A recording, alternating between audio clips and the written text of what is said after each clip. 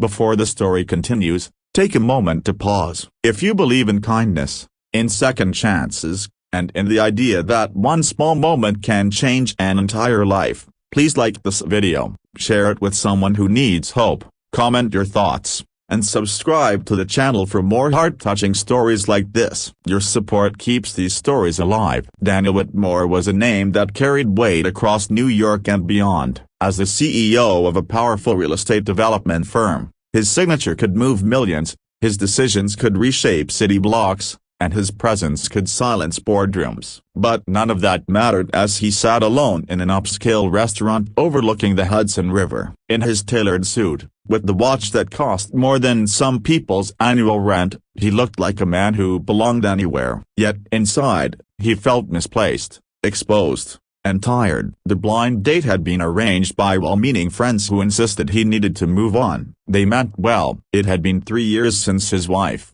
Rebecca, had passed away after a sudden illness. 3 years of work, charity galas, empty penthouses, and quiet nights staring out at city lights that never warmed his heart. He had agreed to the date without enthusiasm, more out of surrender than hope. The woman was late, then later, and finally absent. The server had come by twice with polite concern, and Daniel had nodded with the practiced calm of a man used to disappointment. He told himself he would finish his water, leave a generous tip, and forget the evening ever existed. He didn't notice the girl at first because she didn't belong in that room, not in that world. Emily Carter had spent the entire day on her feet. At 24, life had already taught her harsh lessons about survival. She worked 2 part-time jobs, one at a small bakery in Queens and another cleaning offices at night. Her mother had died when she was a teenager, leaving her with medical bills and a sense of responsibility that never loosened its grip. Her father had disappeared long before that, leaving behind nothing but questions. College had been a dream she postponed indefinitely, replacing textbooks with overtime shifts and bus schedules. That evening, she had come to the restaurant to deliver a forgotten pastry order for a private event upstairs. The manager had waved her through quickly, distracted and stressed. After handing off the box, Emily realized her hands were shaking. She hadn't eaten since early morning, and the smell of expensive food made her dizzy. She saw an empty chair at a table near the window, a glass of water untouched, and a man staring at nothing. Assuming the table was abandoned, or that she could rest for just a moment before leaving, she sat down. It was a mistake born of exhaustion, not intention. She didn't look up right away, too busy steadying her breath and rubbing her sore hands together. Daniel noticed the movement but didn't react immediately. His first instinct was irritation, the reflex of someone whose space was constantly protected. Then he looked at her properly. Emily's clothes were clean but worn, her shoes scuffed,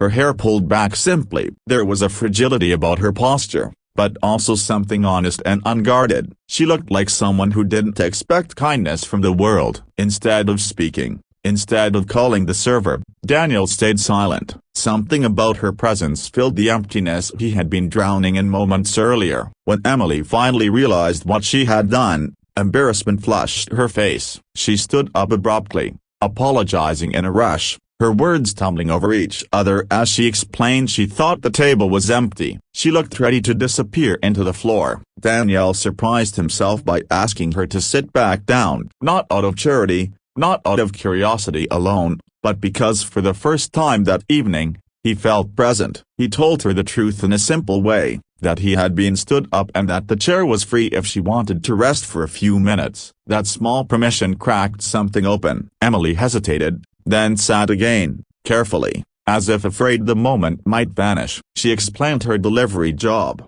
her long day, and how she just needed a moment before heading back into the cold. Daniel listened, truly listened, without checking his phone or glancing around. He found himself drawn to the way she spoke honestly, without rehearsed charm or hidden agendas. She didn't know who he was, and for the first time in years, that felt like relief. They talked about ordinary things at first, the city, the weather, how hard it was to afford rent, how strange life could feel when it didn't go according to plan. Emily spoke about her mother, about learning to be strong too early, about the fear of stopping because stopping meant thinking. Daniel shared less, but what he did share was raw. He spoke of loss without titles or status, of waking up to silence, of success that echoed hollowly in empty rooms. The candles burned lower, and the restaurant slowly emptied. Yet neither of them noticed time passing. What Emily didn't see was the internal battle Daniel was fighting. Every instinct warned him to pull back. The world he lived in was dangerous for someone like her,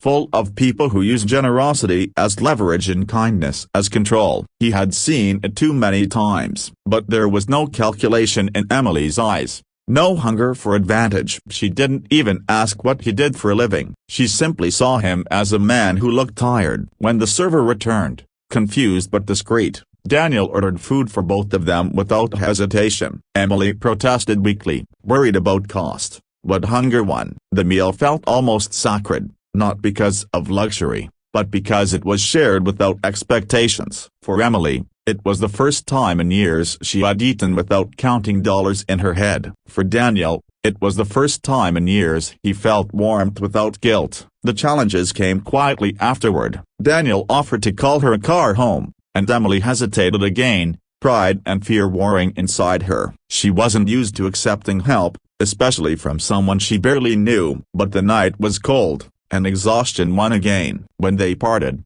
it was with no promises. No exchanged last names, only a fragile sense that something important had happened. Days passed, then weeks. Daniel couldn't forget her. He returned to the restaurant more than once, hoping against logic to see her again. Emily returned to her routine, but something had shifted. The memory of that evening became a small light she carried through long nights. When they finally crossed paths again, by coincidence near the bakery where she worked, it felt less like chance and more like mercy. This time, the differences between their worlds became harder to ignore. Emily struggled with insecurity, with the fear that she didn't belong in his life. Daniel struggled with protecting her without controlling her, with loving without rescuing. There were moments of misunderstanding, moments when Emily pulled away, convinced she was just a temporary curiosity. There were moments when Daniel questioned whether love could ever be simple again. But slowly,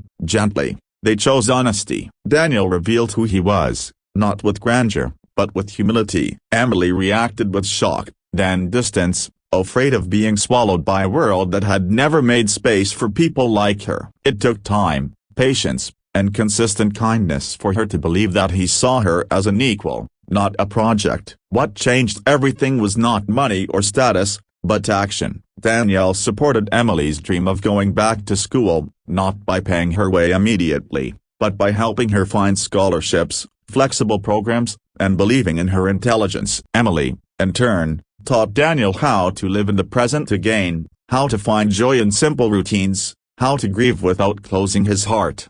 As seasons changed, so did they. The girl who once sat down by mistake began to walk with confidence. The man who once waited at an empty table learned that love sometimes arrives uninvited, unplanned, and perfectly timed. They faced judgment from others, whispers about imbalance and motives, but they stood together, grounded in the truth of what they shared. Now, before the story reaches its final moments, I want to ask you something important. If this story has touched your heart even a little, if it has reminded you that kindness still exists in unexpected places, please comment below and share what this story made you feel. Your words matter more than you know. Years later, Daniel would often think back to that empty chair in that quiet restaurant. He would realize that the greatest meeting of his life wasn't arranged by wealth, algorithms, or social circles. It was born from exhaustion, hunger, and a simple human mistake. Emily would sometimes smile at the memory too,